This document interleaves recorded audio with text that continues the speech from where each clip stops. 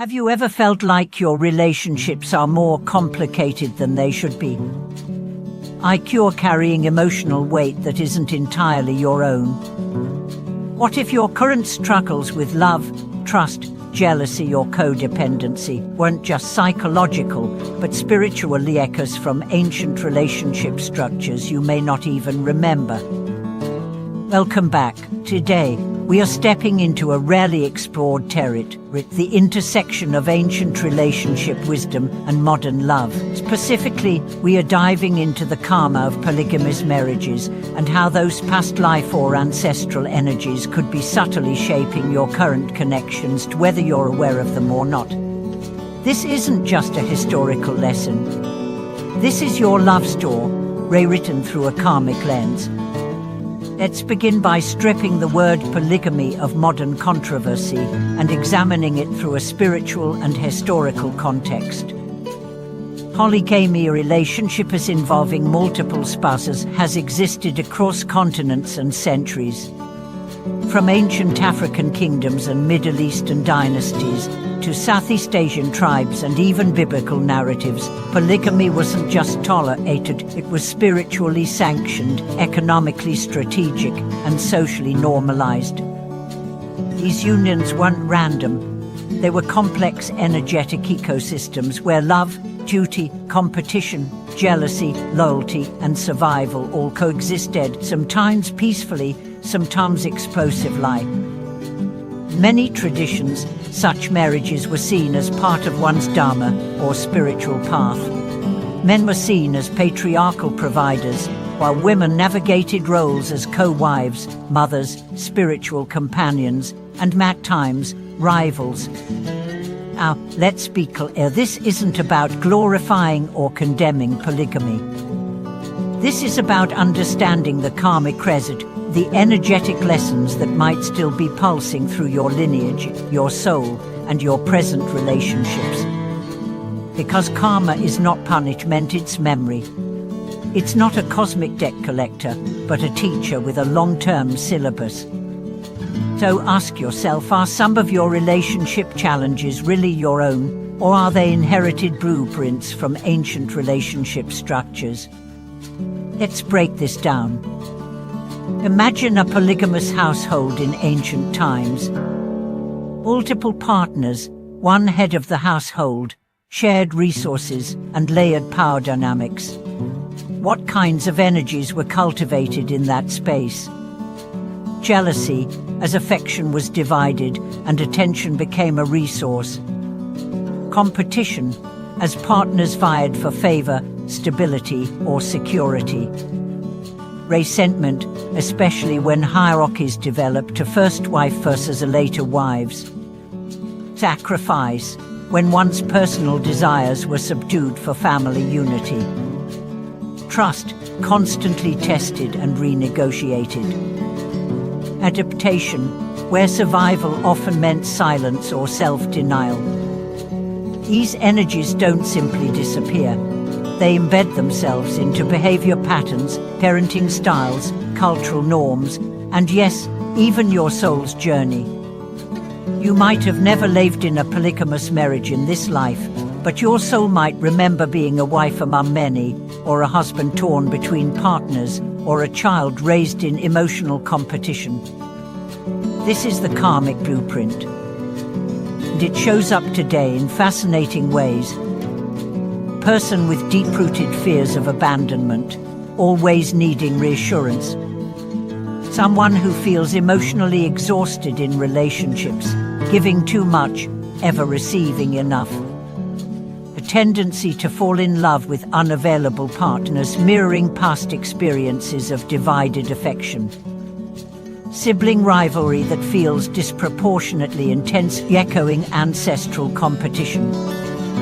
Patterns of infidelity, secrecy, or even serial monogamy, echoing ancestral multiplicity. But why would your soul choose such a tangled web? Because complexity breeds growth. From a soul perspective, relationships, especially the challenging ones, are not accidents. They are contracts. We are talking about the concept of soul contracts, pre-birth agreements to meet certain people, engage in specific dynamics, and learn particular lessons. In the realm of polygamous karma, your soul might choose to play a different role in this life, shifting from the neglected spouse to the center of attention, only to find it's not what it seemed. To heal the energy of jealousy by learning radical trust and self-worth. To resolve lifetimes of emotional rivalry by choosing transparent, co-empowered relationships.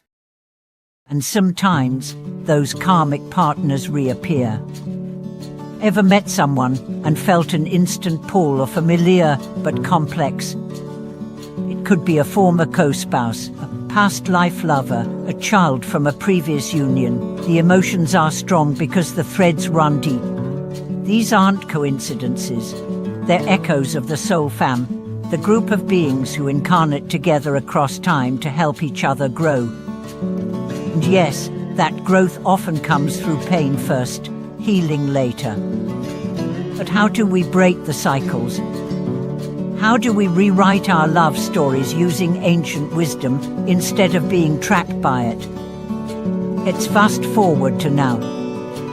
In 2025, we are seeing the rise of conscious polygamy, open relationships, and evolving definitions of love. At the same time, monogamous relationships are being re-examined, redefined, and even rejected. This isn't random. This is spiritual evolution. We are being invited to take the energetic complexities of ancient unions and make them conscious. This is where ancient wisdom meets modern love. You don't need to be in a polygamous relationship to carry its karma, and you don't need to replicate the past to honor it.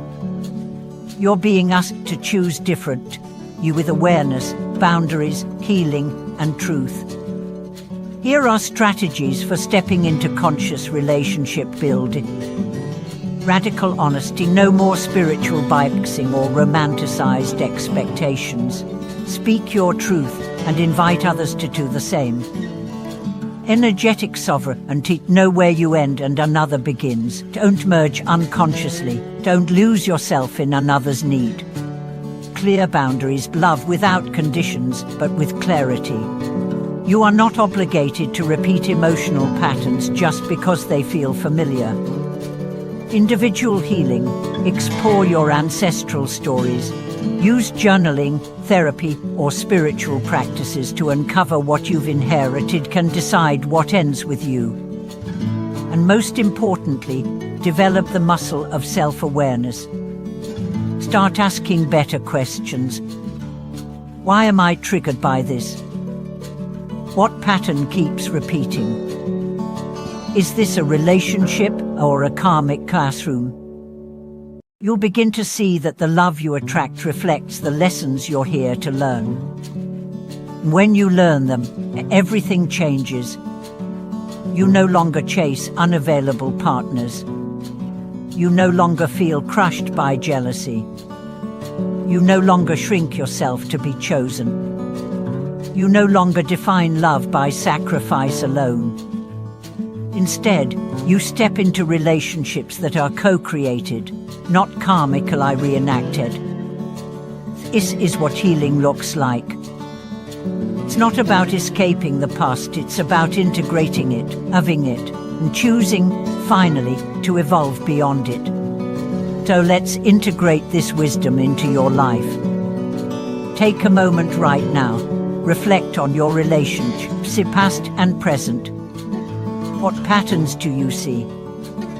What emotional reactions feel ancient?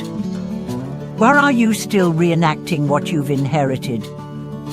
Now ask yourself, what wants to heal here? Because healing doesn't always look like fixing. Sometimes it looks like choosing differently. Sometimes it looks like forgiveness for yourself, for your lineage, for the roles you've played.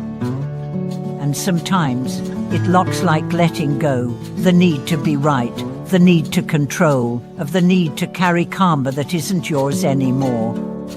You are the bridge between ancient energies and future generations. And your awareness, that's the rewrite. So here's your call to action. Look at your love life for the lens of karma, not to blame, but to illuminate. Begin asking not, or is this happening to me? But what is this trying to teach me? That's the shift. That's the healing. That's how you turn ancient entanglement into modern freedom. If this message stirred something in you, I invite you to share your thoughts in the comments. What karmic patterns have you noticed in your relationships? And if this brought clarity, please like, subscribe, and share it with someone navigating their own relationship maze. Until next time, may your love be conscious, your lessons be kind, and your healing be complete.